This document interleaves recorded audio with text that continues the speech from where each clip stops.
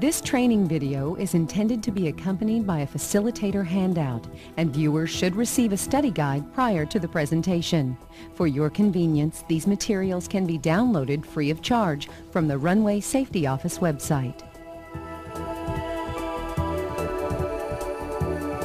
Hi, I'm Harrison Ford, and on behalf of the Federal Aviation Administration's Runway Safety Office, I encourage you to put safety first. As a licensed pilot, I have a healthy respect for the rules and regulations set forth in the aviation community. Take the time to become familiar with your airport and constantly stay alert to your surroundings. Whether you're piloting an aircraft or a person granted with driving privileges on the airport grounds, play it safe. Think before you act.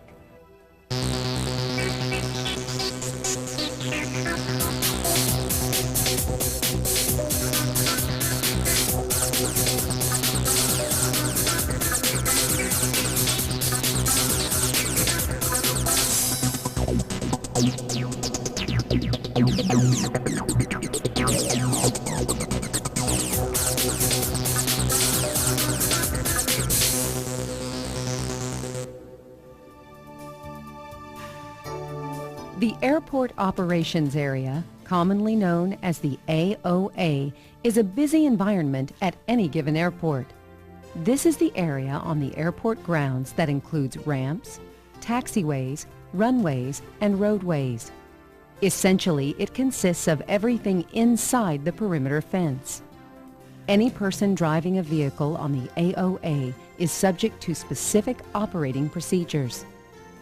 Prior to driving on the AOA, one should know and understand the vehicle operating procedures in effect at your airport. There is no room for deviation, as the procedures are to be followed precisely to ensure everyone's safety.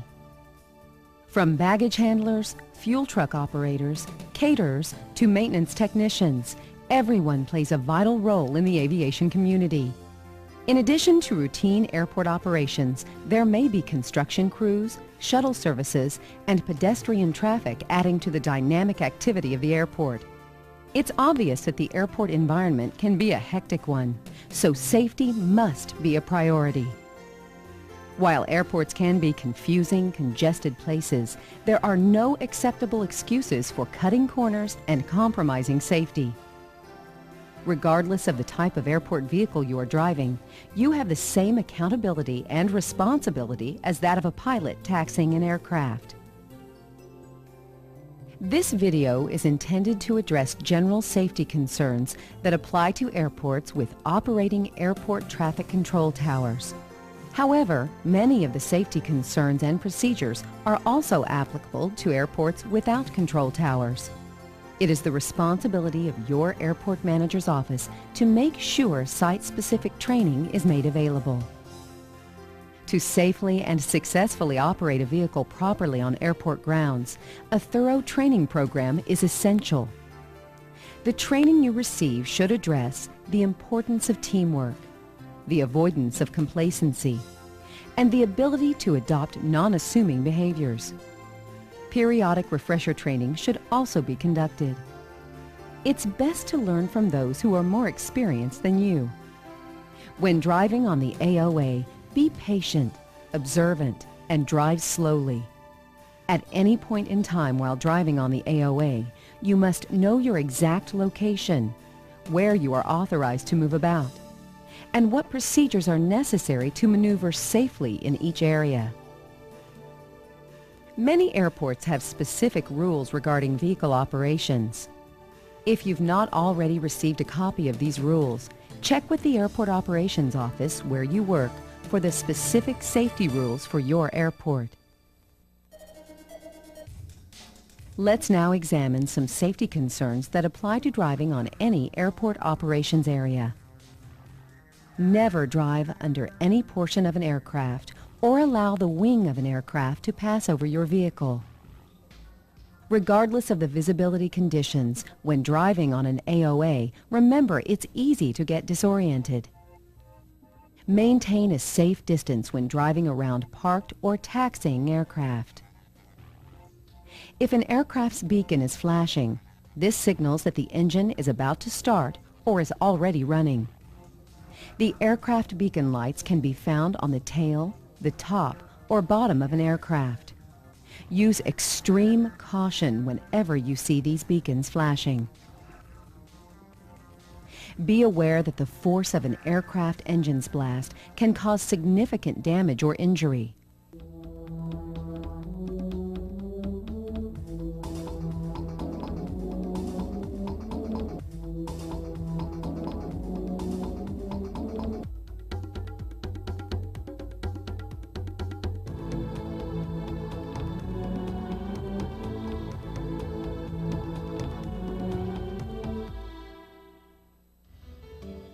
When driving about on any airport area, don't assume that a pilot can see you. Remember that the field of vision from a cockpit is limited, and it is extremely difficult, if not impossible, for pilots to see you if you are behind the wings or under the nose of the aircraft. Remember that aircraft always have the right-of-way. Whether you are driving on the AOA in the daytime, nighttime, or in poor weather, your vehicle should be properly equipped for safety. This means your vehicle should have appropriate beacons and reflective markings. If you are authorized to operate on runways and taxiways, the vehicle may be required to have proper lighting and a working radio. At the beginning of your workday, be sure to conduct a walk-around inspection of your vehicle to ensure it's in safe operating condition.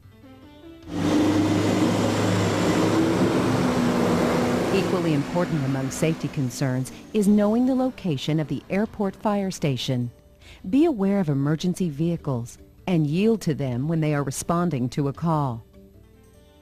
Besides yielding to traffic, pay particular attention to the color and orientation of signs and markings and lights that you see on ramps, runways, and taxiways.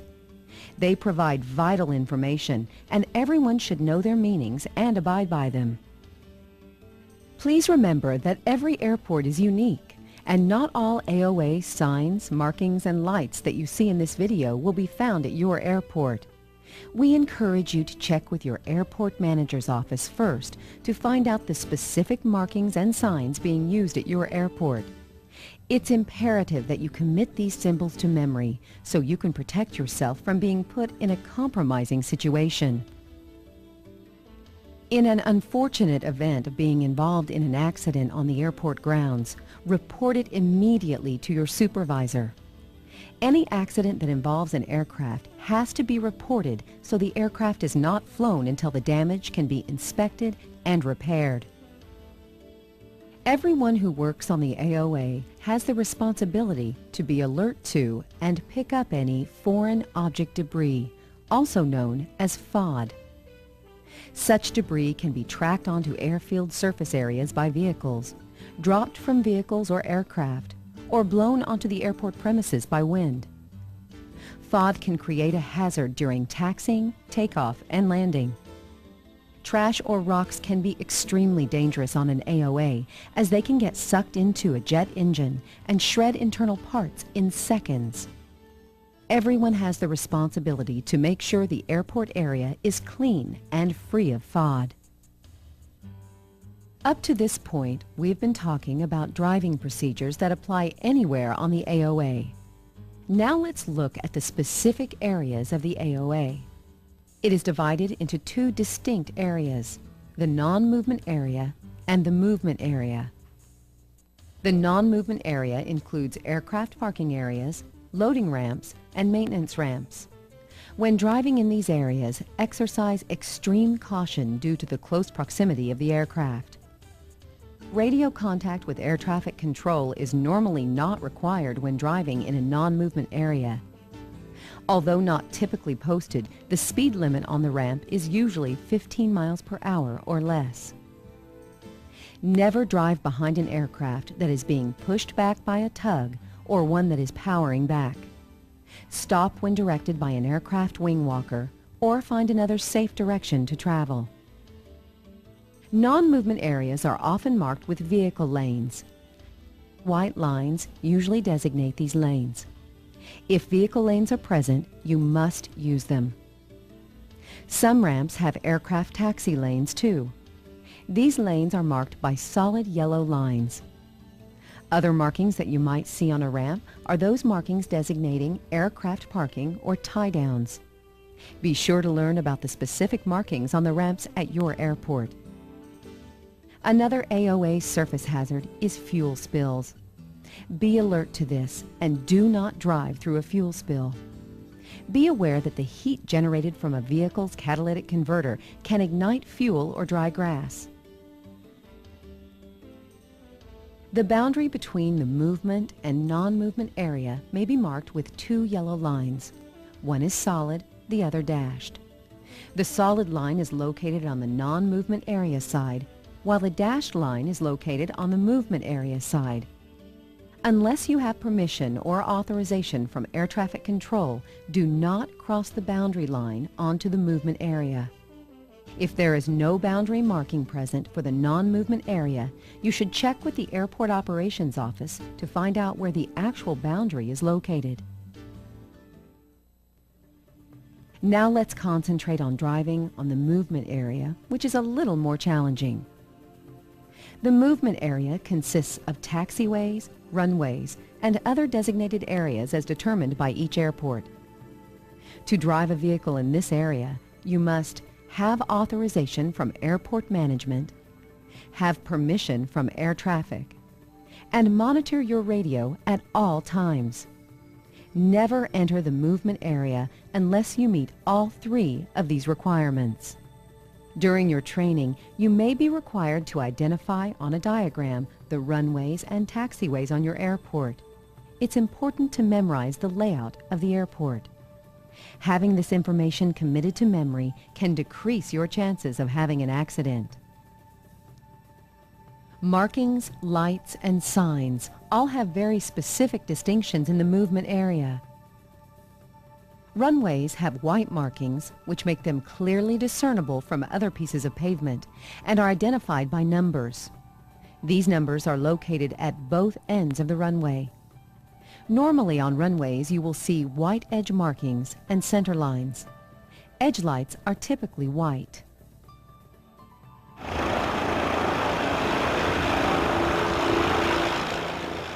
A number of airports have markings to indicate a pad for helicopter landings. Such pads are usually located on or in the proximity of taxiways. Taxiways, on the other hand, are identified by letters and have a solid yellow centerline stripe. Many taxiways have edge markings that are two solid yellow lines running parallel to the center line. If there are taxiway edge lights, they will be blue. If there are taxiway centerline lights, they will be green. You will also see signs and other types of markings on taxiways and runways.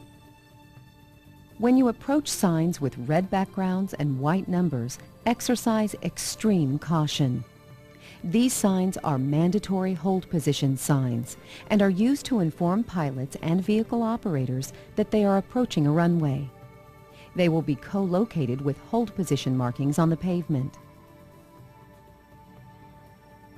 Hold position markings, which are also known as hold lines, are a series of 4 yellow lines, 2 solid and 2 dashed.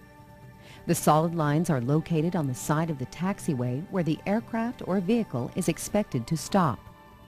You may not cross these lines until you have specific authority from air traffic to do so. Maintenance 1, proceed across runway 4 at taxiway Echo. Report clear of the runway. Roger. Maintenance 1, crossing runway 4. Signs having black backgrounds and yellow letters provide information on your location. These signs tell a pilot or vehicle operator on what runway or taxiway they are currently located. Signs with yellow backgrounds and black letters are guidance signs. They always have arrows that point to the direction of a runway, taxiway, or other destination point on the airport. It is likely that you will see combinations of these signs on most airport facilities. For example, you will normally see a taxiway location sign along with the red mandatory hold position sign. Visor placards may be available for airport vehicles. These placards serve as a quick reference guide to identify airport signs and markings. Mitsubishi 5-4 Uniform Sierra, Rogers Grand, where we parked? Yes, sir. Red post office, ready. Station 4 uniform, sure, taxi runway 17 right. 17 right. One of the most important safety aspects of driving on the movement area is communication. When using the radio, make sure you understand messages communicated to you. Use read-back techniques. Repeat or read back your instructions from ATC. If you are unsure of what your controller told you, or if you don't understand an instruction, ask the controller to repeat it by stating, "Say again." A controller would rather repeat or explain something than have a misunderstanding that leads to an accident.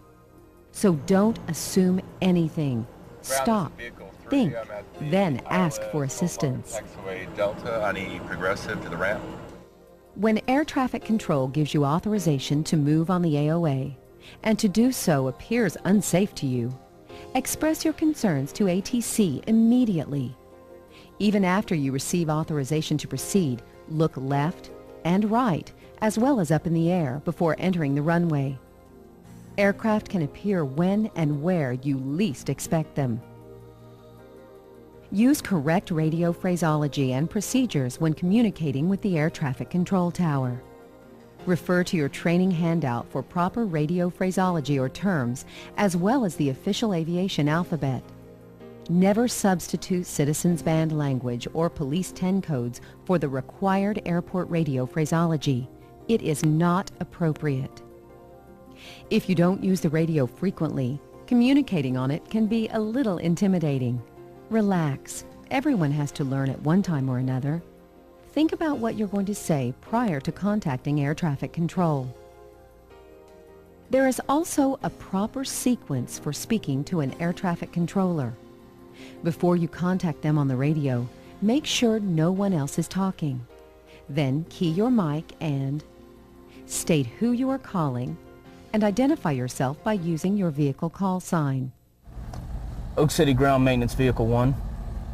Wait for the controller to reply. Southwest 58, Oak Realize City that Ground, it runway may 17 take a left, while, taxi especially via if they are Alpha. busy. Turn left on Be taxiway patient. Charlie, hold The short of controller taxiway will golf. respond to you. Maintenance Vehicle 1, Oak City Ground. Then state your location and your intended destination on the AOA. Maintenance Vehicle 1 is on the terminal ramp and would like to cross 18 right at taxiway Bravo and proceed to the VOR. Once you complete the transmission, wait for the controller's response. At this point, they will either approve or deny your request, or they might issue you some special instructions.